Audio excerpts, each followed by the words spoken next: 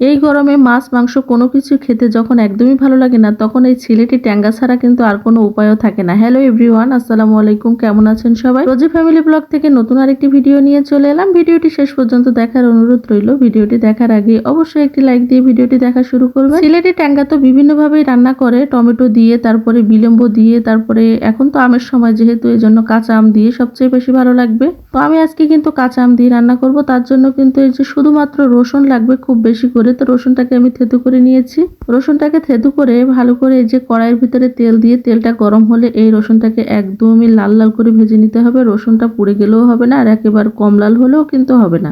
এরকম লাল হলে এর ভিতরে আমি পাঙ্গাস মাছ দিয়ে দিয়েছি, আর মাথা পেটি এগুলো দিয়ে ভালো করে এই যে রসুনের সাথে সুন্দর করে কষিয়ে নেব। রসুন দিয়ে হালকা কষানোর পরে এর ভিতরে কিন্তু আমি আমগুলো দিয়ে দিব, আর আমের ভিতরে কিন্তু লবণ হলুদ আর সামান্য মরিচের গুঁড়া দিয়ে দিয়েছি। মরিচের গুঁড়াটা দেয় না এখানে, কিন্তু আমি কিন্তু দিয়েছি একটু ভালো লাগার জন্য।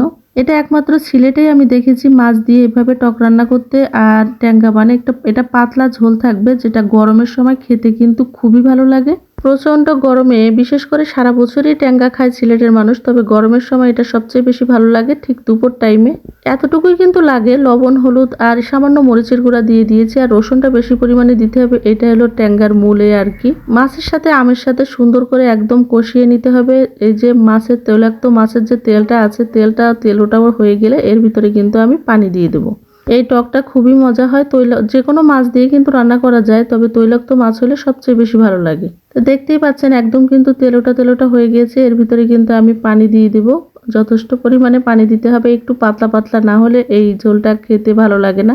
আমি দেখেছি এর চেয়ে বেশি ঝোল দেয়, তবে আমি অল্প পরিমাণে দিয়েছি। আর আমি খুব বেশি ঝোলও রাখবো না, মোটামুটি রাখবো আর কি। প্রচন্ড গরমে কিন্তু যেহেতু এখন আমের সময়, অবশ্যই একটা বার হলো এটা ট্রাই করে দেখতে পারেন যে কোনো মাছের সাথে। আর এই গরমে কিন্তু খুবই ভালো লাগবে, শুধু ভাতের সাথে না, এমনিতেই স্যুপের মতন করে কিন্তু খাওয়া যায়। এটা খেতে ভালো লাগে। টকটা নিজের পছন্দ মতো নেওয়া যেতে পারে, যদি বেশি টক খেলে বেশি, কম হলে কম। সিলেটে এসে আসলে অনেক রান্নাই শিখেছি, তার মধ্যে সিলেটি ট্যাঙ্গাটাও আমার কাছে একটা অসাধারণ লাগে আর কি। এইভাবে কিন্তু একটাবার হলো ট্রাই করে দেখতে পারেন। এই সিলেটি ট্যাঙ্গাটার বিশেষ করে এই কাঁচা আম দিয়ে অসাধারণ লাগে। একটু টক টক ভাব লাগবে, যে যেমন টক, আমি কিন্তু টক একটু বেশি করেই দিয়েছি। তবে আমার কাছে কিন্তু অন্যান্য মাছের চাইতে পাঙাশ মাছ আর তেলাপিয়া মাছের মাথা দিয়ে সবচেয়ে বেশি ভালো লাগে এই ট্যাঙ্গাগুলো। যার যে মাছ পছন্দ সে মাছ দিয়ে কিন্তু রান্না করা যেতে পারে, কোনো সমস্যা নেই। এখানে ছোট মাছ থেকে শুরু করে যে কোনো মাছ দিয়ে কিন্তু এই ট্যাঙ্গাটা রান্না করে।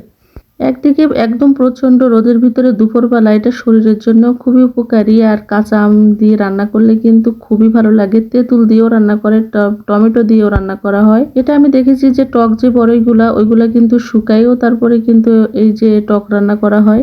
আমার কাছে সবচেয়ে বেশি ভালো লেগেছে টমেটো দিয়ে, আর কাঁচা আম, আর হলো বিলম্ব দিয়ে। সাতক্ষীরার দিকে অবশ্য খাটা রান্না করে, কিন্তু এখানে কিন্তু খাটা না, এটা একদম টকের মতোই, শুধুমাত্র রসুন দিয়ে এটা রান্না করা হয়। লবণ টবণ সবকিছু মোটামুটি ঠিক আছে। ভিডিওটির কোথাও যদি ভালো লেগে থাকে, লাইক কমেন্ট শেয়ার করে আমার পেজের পাশে থাকবেন। আর ট্যাঙ্গাটা যদি সত্যি ভালো লেগে থাকে, এই গরমে একটাবার হলো ট্রাই করে দেখতে পারেন। তো আজকে এই পর্যন্তই।